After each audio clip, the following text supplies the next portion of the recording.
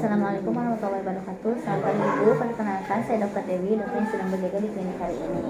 Baik Ibu, hari ini saya akan lakukan pemeriksaan pada bagian perut Ibu ya Bu. Tujuannya ini untuk mengukur usia kehamilan Ibu, kemudian juga untuk memeriksa posisi janin, apakah posisi janinnya sudah berada di bagian pundus atau masih dalam posisi sesar. Mungkin pemeriksaannya agak sedikit kurang nyaman ya Bu, karena saya akan meminta Ibu untuk mengekspos bagian perut dan akan meraba bagian perut Ibu. Namun saya akan menjalani rasa ketidaknyamanan tersebut, dan insya Allah untuk pemeriksaan ini aman baik bagi Ibu maupun bagi janinnya. Ibu, sebelumnya apakah ada yang ingin ditanyakan terlebih dahulu? Sudah cukup Dok. Baik Ibu, apakah bersedia dilakukan pemeriksaan ini? Bersedia Dok. Baik, nanti sebelum dilakukan pemeriksaan silakan Ibu untuk berkomentar terlebih dahulu ya Bu ya, untuk buang air kecil terlebih dahulu. Baik Ibu, mangga silakan kita lakukan pemeriksaannya. Baik, di sini yang pertama kita akan lakukan persiapan terlebih dahulu. Di sini terdapat gloves, kemudian juga di sini terdapat stetoskop, kemudian juga terdapat pita ukur, dan juga terdapat monoaural stetoskop. Kemudian selanjutnya di sini kita cuci tangan 6 nafas menurut WHO, dan kemudian kita gunakan gloves.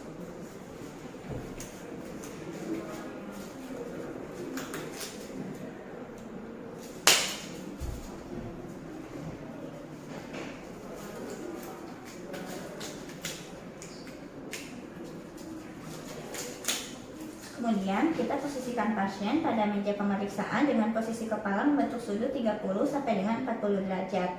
Kemudian kita ekspos bagian perut pasien dan mulai dari siphoid processus sampai ke simfisis pubis, sedangkan bagian lainnya nanti kita bisa tutup dengan menggunakan selimut. Baik, kemudian yang pertama di sini kita akan melakukan pengukuran dari pundus pasien terlebih dahulu.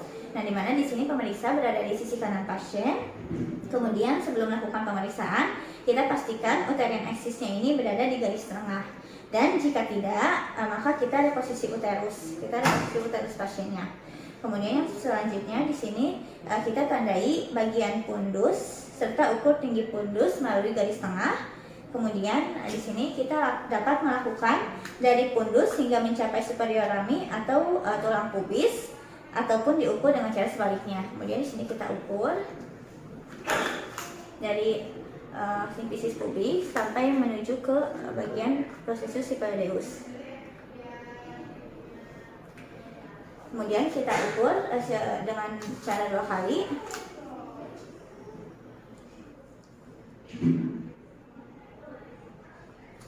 Kemudian selanjutnya kita catat hasil pengukurannya minimal 2 kali, kemudian kita jumlahkan dan kita rata-ratakan. Kemudian kita catat ukurannya dalam satuan centimeter.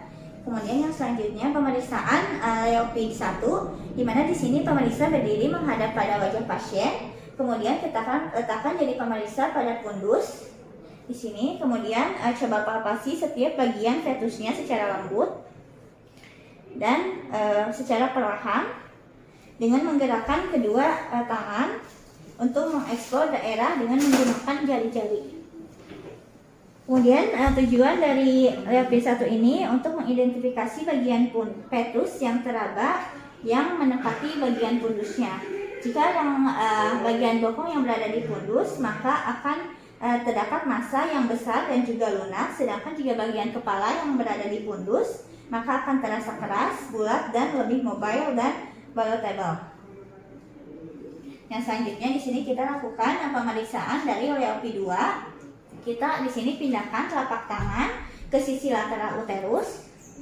Kemudian raba dengan lembut dan kita tentukan apakah punggung dari fetusnya ini berada pada bagian kanan ataupun berada pada bagian kiri dari ibu pasien, dari ibu. Kemudian jika teraba, struktur yang keras dan juga resisten, ini menandakan adanya bagian yang punggung. Kemudian jika teraba banyak bagian-bagian kecil dan juga irregular dan dapat digerakkan, ini merupakan bagian dari ekstremitas janinnya.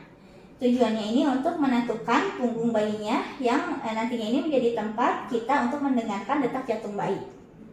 Yang selanjutnya kita lakukan pemeriksaan pada Leopard 3. Di sini kita palpasi perut tepat di atas simfisis pubis. Nah, seperti ini.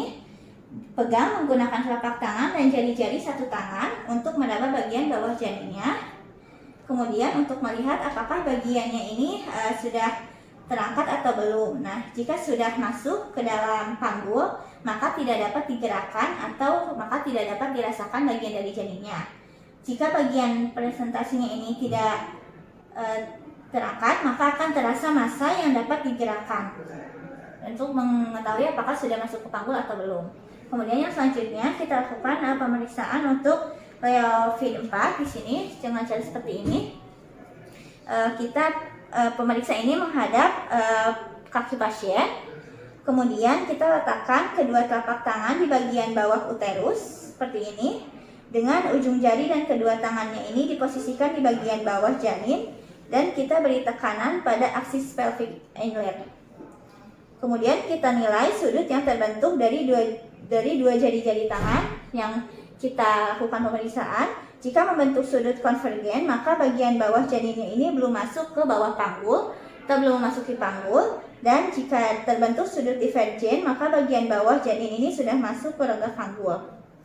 Nah, di mana untuk tujuan dari feed 4 ini yaitu untuk menentukan bagian janin ini sudah masuk ke rongga pelvis atau rongga panggul atau belum.